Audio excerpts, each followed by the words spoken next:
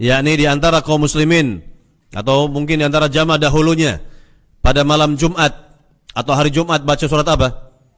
Baca surat Yasin. Ini harus dihilangkan. Ini harus dihilangkan, ditasfiyah, dimurnikan, yakni dihilangkan.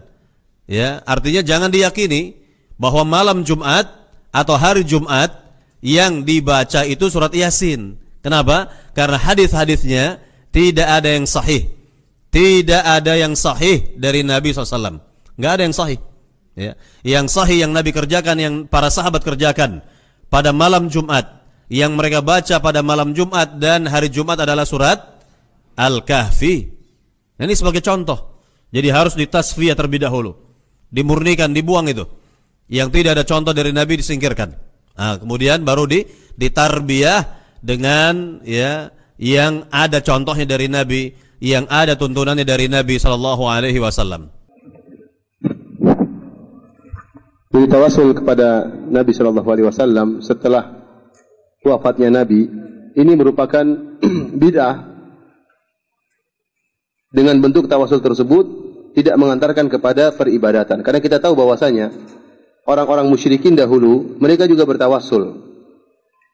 Dalam ayat seperti kata Allah Subhanahu wa taala, mereka mengatakan ma na'buduhum illa liqarribuna ila Allahi zulfa. Kami tidak menyembah mereka kecuali mendekatkan kami kepada Allah sedekat-dekatnya. Dalam ayat yang lain mereka mengatakan haula'i syufa'auna indallah. Ya. Mereka adalah pemberi syafaat bagi kami di sisi Allah. Jadi orang-orang musyrikin dahulu mereka menyembah sesembahan-sembahan mereka seperti Lata, Uzza dan yang lainnya dalam rangka untuk menyembah Allah. Perhatikan sini. Jadi mereka menyembah sesembahan-sembahan mereka dalam rangka untuk menyembah apa? Allah. Jadi mereka masuk dalam kesyirikan dalam bab syafaat. Akan tapi tatkala mereka minta syafaat kepada sesembahan-sembahan mereka disertai dengan peribadatan. Disertai dengan peribadatan sehingga mereka terjerumus dalam kesyirikan. Entah dengan menyembelih untuk mereka, entah dengan meminta kepada mereka, ya, entah dengan ketundukan, ya, kerendahan di hadapan sembahan-sembahan mereka tersebut, sehingga mereka bukan hanya sekedar bertawasul secara murni, tetapi disertai dengan peribadatan kepada sembahan-sembahan tersebut. Adapun praktek yang dilakukan oleh sebagian kaum muslimin tatkala pergi ke kuburan Nabi, mereka mengatakan, ya Rasulullah, mintakan kepada Allah Subhanahu wa taala agar saya gini dan demikian. Mohonkanlah kepada Allah. Kalau hanya sekedar ini, maka ini bid'ah, bukan apa? Bukan syirik. Karena dia tidak ada bentuk peribadatan kepada siapa? Kepada Rasulullah. Beda kalau dia mengatakan, ya Rasulullah tolong saya, ini kesyirikan seperti ini. Turunkanlah hujan bagi saya, ini kesyirikan, berarti minta kepada Nabi. Beda kalau permintaannya dalam bentuk, tolong sampaikan permintaan saya kepada Allah Subhanahu wa taala, maka ini bukan kesyirikan, ini hanyalah apa? Bid'ah. Adapun hadis orang buta tadi adalah minta doa Nabi tatkala Nabi masih hidup. Tidak jadi masalah. Kita sepakat bahwasanya doanya orang yang hidup, ya, itu bermanfaat. Kemudian tawasul seperti ini, kenapa kita cegah dan kita larang, kita katakan bid'ah? Karena dia bisa mengantarkan seorang kepada kesyirikan. Dan ini kenyataan.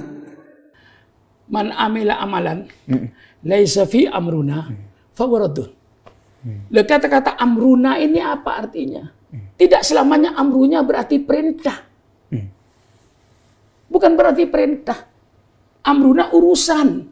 Barang siapa yang berbuat sesuatu dan tidak ada urusannya dengan agama Islam, tidak diterima oleh Allah. Kita baca Quran malam Jumat ada urusan dengan agama Islam ini. Sah. Amrullah. Amrullah. Di sinilah memahaminya itu. Jangan terlalu sempit. Iya. Maka saya minta kepada saudara-saudara saya yang saya cintai, saya paham bahwa Wahabi itu sangat takut kepada api neraka. Tapi menurut saya ketakutan kelebihan. Benar. Ya, prinsipnya Wahabi itu bagus. Takut masuk neraka dengan amalan-amalan yang tidak dibenarkan oleh agama. Sehingga dia, tapi ingat saudaraku, Salafiyah dan Wahabi, bukan hanya Anda yang takut api neraka. Syukron Makmun pun takut api neraka. Isa Al-Kaf juga takut. Nah, iya, takut api neraka. Jangan diborong takut api neraka itu. Lalu dianggapnya orang-orang NU tidak takut sama api neraka. Ya, saya tidak menghilangkan yang misalnya ada kekeliruan di orang NU misalnya, ya. Betul. Misalnya ada orang ziarah kubur, lalu minta ke kuburan. Nah, itu salah. Ya. Kalau tawassul boleh. Bedakan antara tawassul dengan minta ke kuburan.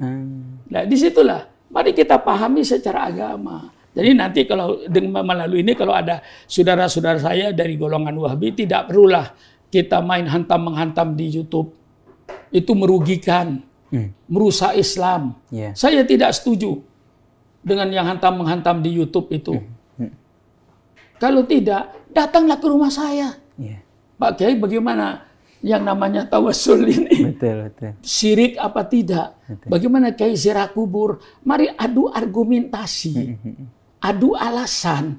Kalau saya kalah, saya akan ikut dia kok. Iya, iya. Tapi kalau dia kalah, ikut saya dong. Jangan bertahan. Nah, itu deh. Benar, benar.